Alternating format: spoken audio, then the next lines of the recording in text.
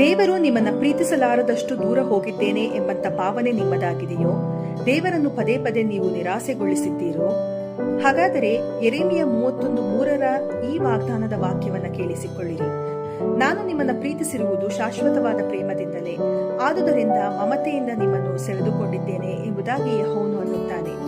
ದೇವರು ನಮ್ಮ ಮೇಲೆ ಇಟ್ಟಿರುವಂತ ಪ್ರೀತಿ ಅದು ತಾತ್ಕಾಲಿಕವಾದದ್ದು ಅಲ್ಲ ಮತ್ತು ನಮ್ಮ ನಡವಳಿಕೆಯ ಮೇಲೆಯೂ ಸಹ ಆಧಾರವಾಗಿಲ್ಲ. ಆತನು ನಮ್ಮನ್ನು ನಿರಂತರವಾಗಿಯೂ ಅಚಲವಾಗಿಯೂ ಶಾಶ್ವತವಾಗಿಯೂ ಪ್ರೀತಿಸುವ ದೇವರಾಗಿದ್ದಾನೆ. ನಾವು ಆತನಿಂದ ಹಿಂಜರಿದು ಆತನನ್ನು ಸಂದೇಹಿಸಿ ಅವಿಧೇಯರಾಗುವಾಗಲೂ ಸಹ ನಮ್ಮನ್ನು ಆತನು ಬಿಟ್ಟು ಬಿಡದೆ ಪ್ರೀತಿಸುತ್ತಲೇ ಇರುವ ದೇವರಾಗಿದ್ದಾನೆ. 99 ಕುರಿಗಳನ್ನು ಬಿಟ್ಟು ತಪ್ಪಿಹೋದ ಒಂದು ಕುರಿಯನ್ನ ಹುಡುಕಿಕೊಂಡು ಹೋದ ಕುರುಬನಂತೆಯೇ ದೇವರು ನಮ್ಮನ್ನು ಬಿಟ್ಟು ಬಿಡದೆ ನಮ್ಮನ್ನು ಆತನು ಹುಡುಕಿಕೊಂಡು ಬಂದಿರುವ ಆತನಾಗಿದ್ದಾನೆ. ದೇವರು ನಮ್ಮ ಮೇಲೆ ಇಟ್ಟಿರುವಂತ ಪ್ರೀತಿ ನಮ್ಮ ಎಲ್ಲಾ ಸೋಲುಗಳಿಗಿಂತಲೂ ಸಮಯಕ್ಕಿಂತಲೂ ಮಿಗಿಲಾಗಿದೆ ಎಂಬುದಾಗಿ ಯೆರೆಮೀಯನು ಈ ವಾಕ್ಯದ ಮೂಲಕ ನಮಗೆ ತಿಳಿಸುತ್ತಿದ್ದಾನೆ. ಆತನು ನಮ್ಮನ್ನು ಒತ್ತಾಯದಿಂದಲ್ಲ, ಬದಲಾಗಿ ಆತನ ಮಮತೆಯಿಂದ ಸೆಳೆದುಕೊಂಡಿದ್ದಾನೆ.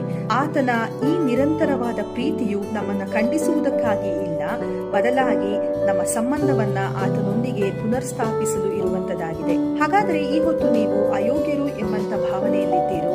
ಇದನ್ನು ನೆನಪಿನಲ್ಲಿಟ್ಟುಕೊಳ್ಳಿರಿ. ದೇವರ ಪ್ರೀತಿ ನೀವಿರುವಲ್ಲಿಯೇ ಹುಡುಕಿಕೊಂಡು ಬಂದಿರುವಂತದಾಗಿದೆ. ನೀವು ಯಾರಾಗಿದ್ದೀರಿ ಎಂಬುದಾಗಿ ಅಲ್ಲ, ಬದಲಾಗಿ ಆತನು ಯಾರಾಗಿದ್ದಾನೆ ಎಂಬುದಕ್ಕಾಗಿ ಆತನು ನಿಮ್ಮನ್ನ ಹುಡುಕಿಕೊಂಡು ಬಂದಿದ್ದಾನೆ. ಆತನು ನಂಬಿಗಸ್ತನು, ಕರುಣೆಯುಳ್ಳವನು ಮತ್ತು ಕೃಪಾಪೂರ್ಣನಾದಂತ ದೇವರು ನಿಮ್ಮನ್ನ ಆಶೀರ್ವದಿಸಲಿ.